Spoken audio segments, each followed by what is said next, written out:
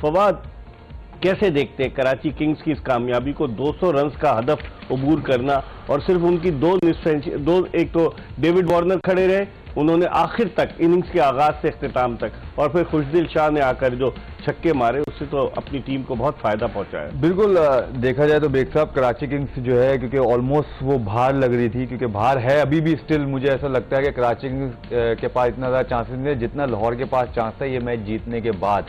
लेकिन उन्होंने उनके चांसेस भी कम कर दिए हैं और अपने चांस में भी आप कह सकते हो कि बढ़ा दिए, क्योंकि अदरवाइज इन लोगों के पास बिल्कुल कम चांसेस हैं, क्योंकि बाकी टीमों के पास बहुत चांसेस हैं अगर वो अगले मैचेस अपने जीतेंगे। बट बैटिंग पे आते हैं, देखिए जैसे डेविड वार्नर ने 63 नॉट आउट किए 44 बॉलों पे, हालांकि 143 का उनका स्ट्राइक रेट है, 200 रन आप चेस कर रहे हो, वो एक जगह से खड़े रहे।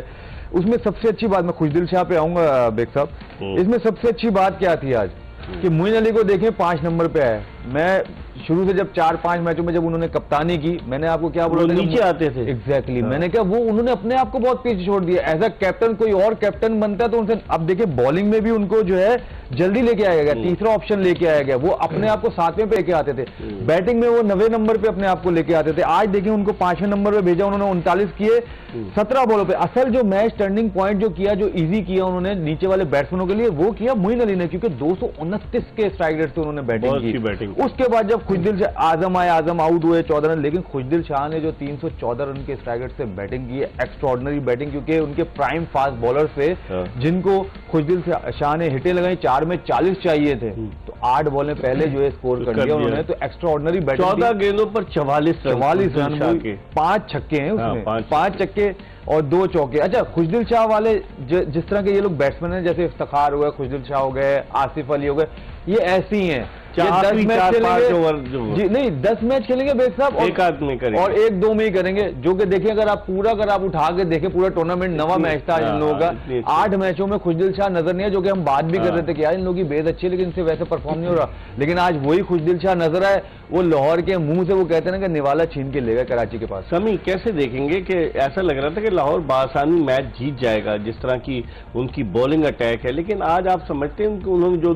2 नए बॉलर्स खिलाए, एक तो उनका रजाउल्लाह था, और ये कराची की बात कर रहा हूँ, कराची ने 2 बॉलर्स खिलाए, एक रजाउल्लाह था और एक हमजा सुहेल था, इन दोनों ने मिलाकर टोटल 90 रन दिए, 200 में से 90 रन 8 ओवर में इन दोनों बॉलर्स ने दिए। आप समझते हैं कि किसी और बॉलर को आजमा सकते थे, उन्होंने अब्बास आफरीदी को भी नहीं खिलाया कराची किंग्स ने, और उन्होंने अपनी स्ट्रेटेजी जो प्लान की। जी हाँ, बिल्कुल, अगर आप कह सकते हैं तो एक्सपीरियंस बाइज खिला सकते थे, मीर हमजा थे, फिर अगर आप बात करें तो एहसानुल्लाह भी थे, तो आई डोंट नो, एहसानुल्लाह एक ही मैच खेले जी हाँ, तो आई डोंट नो किस फॉर्मेशन से गए, लेकिन ये दोनों बिल्कुल यंग फास्ट बॉलर हैं, पहला मैच खेल रहे PSL का, और ये फॉर्मेट ऐसा है कि कभी कभी बॉलर के खिलाफ बहुत क्रूअल होता है, तो होपफुली ये यंग बॉलर सीखेंगे इस मैच से और आगे चल के आप देखेंगे कि ये अच्छी परफॉर्मेंस है। लेकिन आज जिस तरीके से शाहीन आफरीदी फुल टॉस करने लगे प्रेशर में, हालांकि वो प्रेशर में अच्छी बॉलिंग करते हैं और खुशदिल शाह ने उसका भरपूर फायदा उठाया, शाहीन शाह आफरीदी भी आज ऑफ कलर नजर आए, उन्होंने रन काफी दिए आज। एक बार मैं समझता हूँ, देखें जब ये दोनों बॉलर पाकिस्तान से भी खेल रहे थे T20 और वनडे इंटरनेशनल, तो यही बात कर रहे थे कि जो एंड के ओवर होते हैं जहाँ बिल्कुल 19वां-20वां ओवर होता है, तो वहाँ मुझे लग रहा था कि हारिस रऊफ कई जगह परफॉर्म नहीं किया था और शाहीन शाह अफरीदी वो ओवर करते हुए नहीं दिख रहे थे। तो मेरे देखें, जो शुरू से मैं टूर्नामेंट के आगाज से कह रहा हूँ कि हमें अभी भी डेथ बॉलर ढूंढने हैं जो कि आगे पाकिस्तान को आगे सर्व करें। तो आज अगर आप देखें तो शाहीन अफरीदी, वैसे अगर लाहौर की बात करें 10 में से 8 जगह ये जीत जाती है, लेकिन इन 2 जगह इनकी आज बॉलिंग, आज टॉस से भी लग रहा था इतने कॉन्फिडेंट नहीं है वो बाद में बॉलिंग में, तो ये चीज आज दिखी उनकी और यही कमजोरी थी जिसका कराची किंग ने फायदा उठाया। 4 ओवर में 51 रन दिए शाहीन आफरीदी ने, कोई विकेट भी उनके हिस्से में नहीं आए। फिर हारिस रऊफ भी आए, हारिस रऊफ की भी थोड़ी बहुत पिटाई हुई और हारिस रऊफ ने जो है वो जिस तरह से उन्होंने बॉलिंग की, 3 ओवर्स और 1 गेंद और 36 रन दिए और 1 विकेट हासिल की। ये मेन बॉलर्स का फ्लॉप होना भी आप समझते हैं कि ये शिकस्त का सबब बना है लाहौर कलर? देखिए ऑलमोस्ट जैसे आपने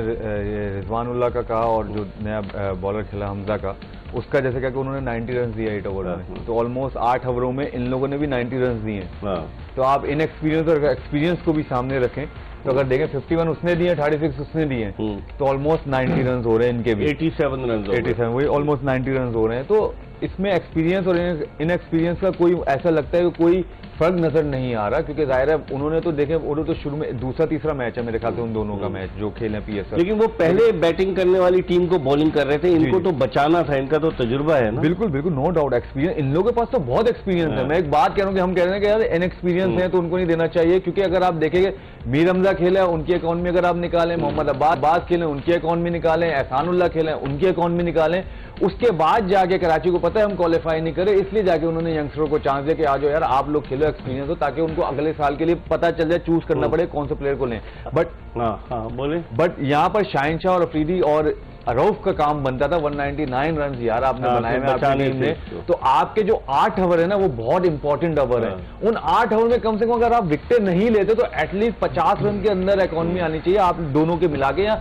ज्यादा से ज्यादा 60 की आनी चाहिए। 90 रन की आएगी तो फिर दूसरे बॉलर से आप एक्सपेक्ट नहीं करते कि वो आपको अच्छी बॉलिंग करके दें। समी क्या कहेंगे, शाहिन शाह अफरीदी हमेशा अच्छा परफॉर्म करे, विकेटें भी उन्होंने लिए हैं इस टूर्नामेंट में, लेकिन आज बिल्कुल ऑफ कलर नजर आए, और शाहिन शाह अफरीदी और हारिस रऊफ की नाकामी आज के मैच में गालिबन यही वजह है कि लाहौर कलंदर्स डिफेंड नहीं कर पाई 200 रन को। जी हाँ बिल्कुल, अगर आप देखें इनके तो ये दोनों सीनियर बॉलर हैं जो परफॉर्म थ्रू आउट कराते हैं और इन्हीं का किरदार रहा है ज़्यादातर बॉलिंग में।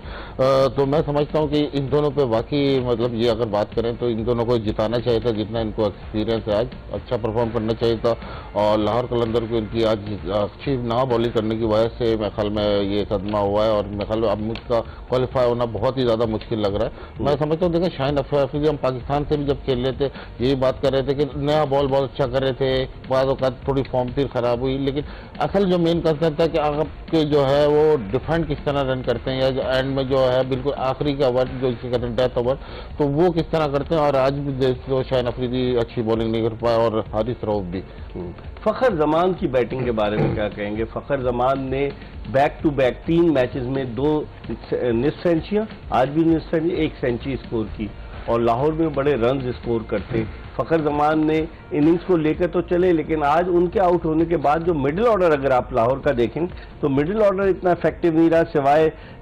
जो उनका अब्दुल्ला शफीक जो कि 1 डाउन पर आए थे, उसके बाद नीचे वाले उस एडवांटेज को जो है वो कैश नहीं करा सके जो फखर जमान ने और अब्दुल्ला शफीक ने इनको फराम किया। बिल्कुल, जो बेस बनाए थे अगर आप देखें, फखर ने 41 बॉलों पे 61 किए, अब्दुल्ला शफीक ने 36 बॉलों पे 62 किए। तो स्ट्राइक रेट का देखें कितना फर्क है, उसका एक का 148 का, एक अब्दुल्ला शफीक का 172 का। अब्दुल्ला शफीक पे भी जो है ड्यू थी क्योंकि उनसे भी रन नहीं हो पा रहे थे। और जहां तक फखर की बात है, देखिए फखर का यही है, अगर आप देखें कि फखर के अगर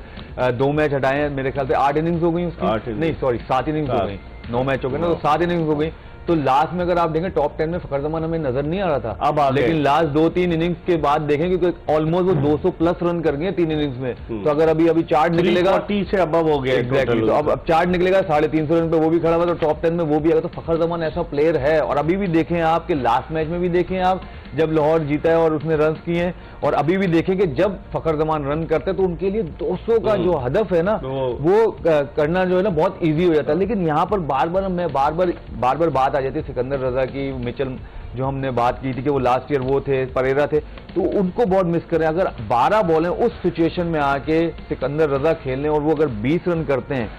ठीक है, तो 20 रन करते हैं वो 18 रन, सॉरी 12 बॉलें बहुत होती है सिकंदर रजा के लिए, वो 12 रन पे 12 बॉलों पे वो जो जब फॉर्म में होते थे वो 30 रन करते थे। इस टूर्नामेंट में भी इसमें कोई शक नहीं कि सिकंदर रजा बुझे नजर आए, वरना आपको याद होगा जो लास्ट ईयर HBL PSL का फाइनल था, सिकंदर रजा कितना डिस्टेंस तय करके नॉटिंगम से कहां पहुंचे, फिर लंदन, फिर आए वो लाहौर और सीधा एयरपोर्ट से आए लाहौर कलंदर्स को जितवाया। लेकिन इस मरतबा उनकी कारकर्दगी बुझी नजर आई है। हम एक ब्रेक ले रहे हैं ये बताते हुए कि this transmission is brought to you by Surf Excel and Pepsi and it is powered by Telenor and Service Tyres. हम ब्रेक के बाद दोबारा फवाद आलम और मोहम्मद समी के साथ आपकी खिदमत में हाजिर होंगे।